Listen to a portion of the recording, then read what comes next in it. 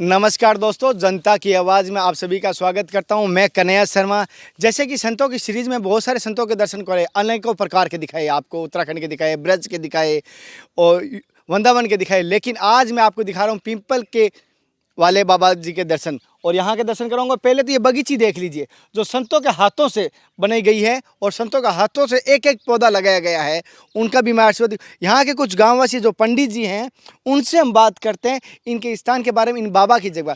इस स्थान के बारे में थोड़ा सा हमें बताइए जी। स्थान में पहले तो ये जानता हूँ कि सार्वजनिक कर सकता हूँ ये स्थान? हाँ, कर सकते हो, कोई परेशानी नहीं। थोड़ा बाबा जी के बारे में थोड़ा बताइए, किस प्रकार के बाबा जी? ये बाबा जो ये मूर्ति लगी हुई है, इन्होंने यहाँ पर किसी समय तपस्या की थी। उस समय यहाँ पर ये करील जैसी वृक्ष रहते थे, कोई भी वृक्ष नहीं था, ना यहाँ पानी था। आज भी पानी नहीं है, आज भी यहाँ से 4 किलोमीटर पाइपलाइन से पानी आ रहा है। अच्छा। उनसे ये पेड़ पौधे लगे हुए। इन बाबाओं की बाबा मोहनदास जी की मेहरबानी है सारी की सारी। मोहनदास जी मोहनदास मिलेंगे, वो मोहनदास जी बाबा से मिलेंगे हम। मिले, हाँ। और दाताराम जी, ये दाताराम जी ने अपना घर त्याग रखा है, जो इधर को बैठे हुए हैं। इन्होंने अपना घर त्याग दिया, बचपन से यहीं भजन करते हैं। वो बचपन से यहीं पर? बचपन से यहीं भजन करते तो हैं। भी उनसे भी बात करूंगा। हाँ, बहुत अच्छी बात। बचपन से भजन करते हैं। इन्होंने भी अपनी शादी नहीं करवाई है और यहीं इसी सेवा में लगे रहते हैं। और गांव बेड़म के नाम से ये दोनों ही ब्रह्मचारी है, दोनों ही ब्रह्मचारी हैं। दोनों ही संत। ये यहाँ तीसरा भाई भी दाताराम जी का ये है, गुलाब सिंह, ये भी ब्रह्मचारी है। ये भी हनुमान जी की सेवा में लगा रहता है 24 घंटे। अच्छा। और खाना इनको घर से आता है, कभी भी यहाँ का नहीं खाते हैं दोनों के दोनों। और घर से आता है? घर से खाना आता है। क्यों, ऐसा कैसे? ये यहाँ का खाना नहीं खाया। देख भाई, हमको क्यों खाए, हमारे पास घर गृहस्थी है, इनके पास में खेती बाड़ी है, भाई हैं, भाइयों के यहाँ से खाना आता है। ये खुद मतलब वहाँ से खाना मंगाते हैं रोजाना और सेवा यहाँ करते हैं। सेवा यहाँ करते हैं निःशुल्क सारी सेवा करते हैं। और इसी सेवा के लिए उन्होंने शादी करना मना कर दिया। दोनों भाइयों ने मना कर दिया, ब्रह्मचारी के लेने का संकल्प ले लिया। साथियों, ये हैं पीपल की वाले बाबा जी जिनके मैं आपको दर्शन करवा रहा हूँ। और ये सालिग्राम जी उन्हीं के समय से हैं। ये उस समय से रखे हुए। कितने वर्ष से, मैं पंडित जी से बात करके बताऊँ। पंडित जी कितने वर्ष पुराने हैं? 120 वर्ष। हजारों वर्ष पुराने। हजारों वर्ष पुराने ये वहीं के उस समय के हैं। इनके समय में इन्होंने रखे हुए थे। आज भी यहाँ पर रखे हुए हैं, हजारों वर्षों से रखे हुए हैं। और यहाँ पर, और कहा जाता है यहाँ सच्चे मन से जो भी आता है उसकी मनोकामना पूर्ण होती है।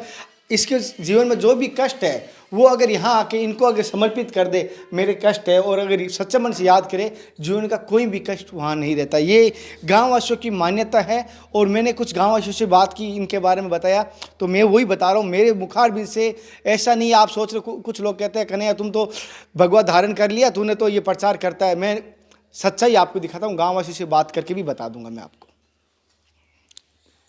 ये राम दरबार को ले गए थोड़ा सा।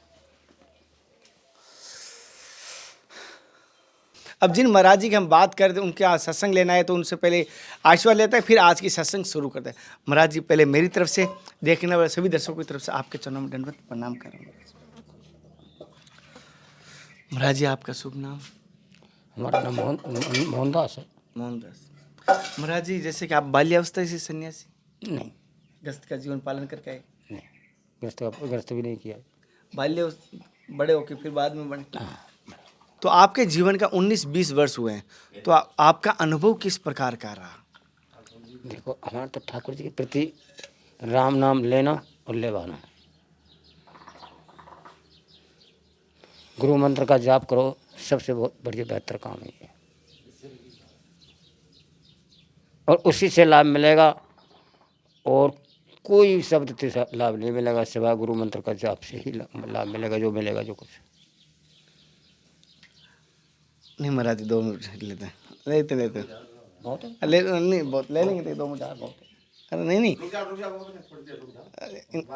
आप एक, अरे यार, हाँ ये रखो एक बार आप 2 मिनट ठंडी।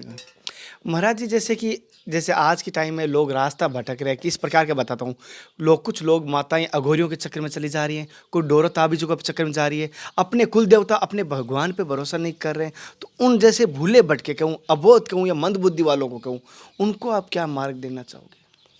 उनके लिए तो क्या मार्ग, वो तो वैसे भी हैं, तांत्रिक भी हैं। तांत्रिक की तो गति आखिरी में बेकार ही होगी। तांत्रिक के लिए तो नुकसान ही नुकसान बैठेगा आखिरी में। और जो भजन करेगा उसके लिए तो लाभ ही मिलेगा। जैसे इन्होंने कहा है, एक बात मैं बता देता हूँ, जो मेली विद्या का सहयोग ले रहा है, मेली विद्या का प्रयोग कर रहा है, जिस विद्या का जिस रास्ते का प्रयोग करेगा, अंत में उसको उस रास्ते में जाना ही पड़ेगा। ये मैं बता दूं, अगर आप राम जी का अगर सहयोग लोगे, राम जी जैसे बनोगे।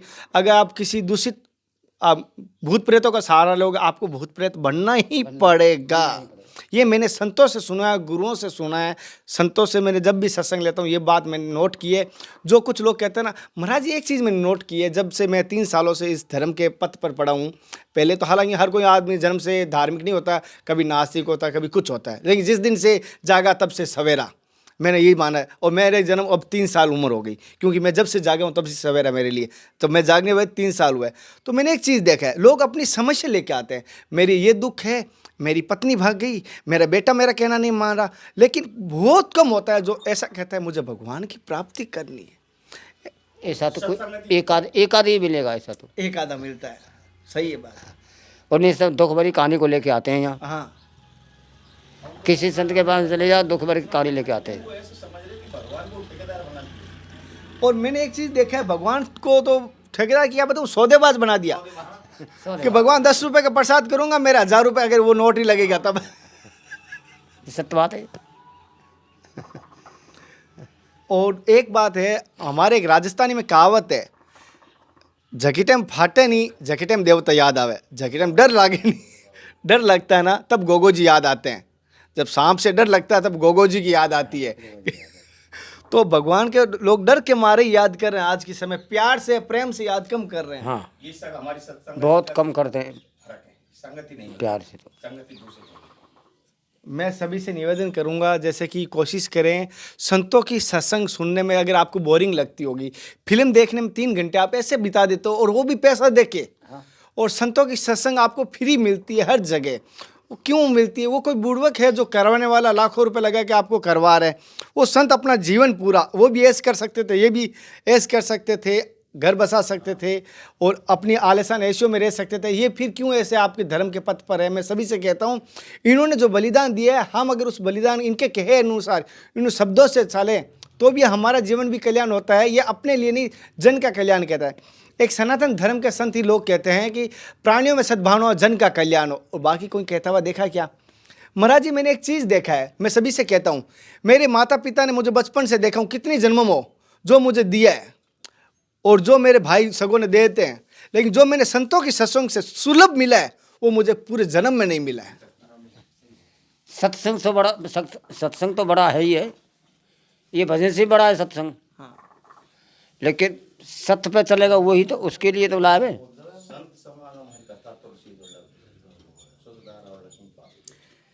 जी महाराज जी जैसे बात कह रहे हैं वो सत्य है। मैं कोशिश करूंगा और सभी से कहूंगा, एक गुरु के प्रति बात करते हैं। महाराज जी जैसे कि आज के टाइम में लोग क्या करते हैं कि गुरु कहता हूं तो गुरु बनाइए, लेकिन कुछ लोग कहते हैं मेरे कृष्ण जी गुरु है, भगवान गुरु है, हनुमान जी गुरु है, महादेव गुरु है। क्या भगवान को गुरु मानने से गुरु बन जाता है, या किसी शारीरिक जो इसको शरीर रूप में किसी को गुरु मानना जरूरी है? हाँ, गुरु तो जरूरी है बनाना। स्थूल शरीर होना जरूरी है किसी न किसी रूप में गुरु का? प्रदर्शन के लिए जरूरी। गुरु तो बहुत जरूरी है, बिना गुरु के तो रास्ता आगे बढ़ेगा ही नहीं। गुरु स्थूल शरीर में होना चाहिए किसी न किसी। अब भगवान को माने अच्छी बात है, लेकिन स्थूल शरीर में कोई ना कोई गुरु होना चाहिए। गुरु होना चाहिए। सभी से कहूँगा जीवन में गुरु बनाए। मैं जैसी ही छोटी सी कड़ी क्यों पूछता हूँ, क्यों गुरु का अगर गुण है ना, मैं आपको बताता हूँ, मेरे गुरु का बताऊँ। अगर मैं कहते हैं, मुझे कभी दोहा तो पूरा याद नहीं है, लेकिन मैं बता देता हूँ, मुझे याद आ रहा थोड़ा बहुत। सारी धरती को अगर कागज़ बना दूँ, सारे वनराज को मैं अगर कलम बना दूं, और सातों समुद्र को अगर साई बना दूं, मेरे गुरु के गुण नहीं लिखे जा रहे। उसी प्रकार लोगों को कह रहा हूँ, गुण तो गुरुओं के लिखे ही नहीं जा सकते, लेकिन अगर बखान करे और समुद्र में गोता लगाए वही जाने, लड्डू खाया वही जाने कितना मीठा है। हमने तो लड्डू खाया था, हम इसलिए कह रहे हैं आपको बहुत मीठा है। उस लड्डू को एक बार आप भी खा के देखिए, गुरु बना के देखिए, आपके जीवन में कितना परिवर्तन आएगा। महाराज जी बहुत सत्संग कम देते हैं, कुछ गाँव वालों से भी बात करूंगा जो यहाँ पर है, उनसे बात करूंगा, लेकिन महाराज जी बहुत कम सत्संग देते हैं। महाराज जी मेरी तरफ से एक बार प्रणाम स्वीकार कीजिए। मैं उधर ही आ जाता हूँ, उधर ही आ जाता हूँ। पहले चाय पियो, बैठो बैठो, आप चाय आप यहाँ बैठ जाओ। बैठो बैठो, मैं बैठो।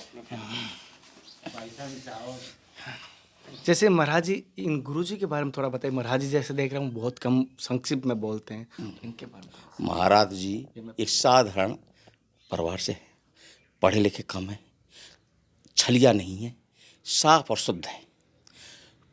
यहाँ पर इनको आए हुए 18 साल हो गए। 18 साल से इन्होंने अपना जीवन, ये जो वृक्षावली ये जो दिख रहा है, ये इनके बना हुआ है।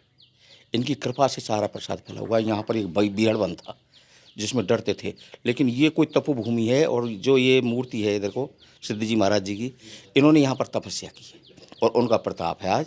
और महाराज जी ने की और इनके दाता राम जी की ये सारी सेवा है। आज जो हजारों पेड़ दिख रहे हैं, हजारों पेड़ दिख रहे हैं। महाराज जी जैसे कि छोटी सी पंडित जी, आप पंडित जी हैं महाराज जी, ब्राह्मण के घर में जन्मे, पंडित तो क्या हूँ। हाँ, महाराज जी जैसे कि एक चीज़ जानना चाहता हूँ, लोगों को आपकी तरफ से सनातन धर्म को लेकर मैं एक मुहिम शुरू की है, कैसे ही करके अपना धर्म का प्रचार करूँ, लोगों को संतों के प्रतीक, धर्म के प्रतीक जोड़ने की कोशिश करूँगा। रोजाना से एक संत को जोड़ूँ तो एक व्यक्ति को जोड़ूँ।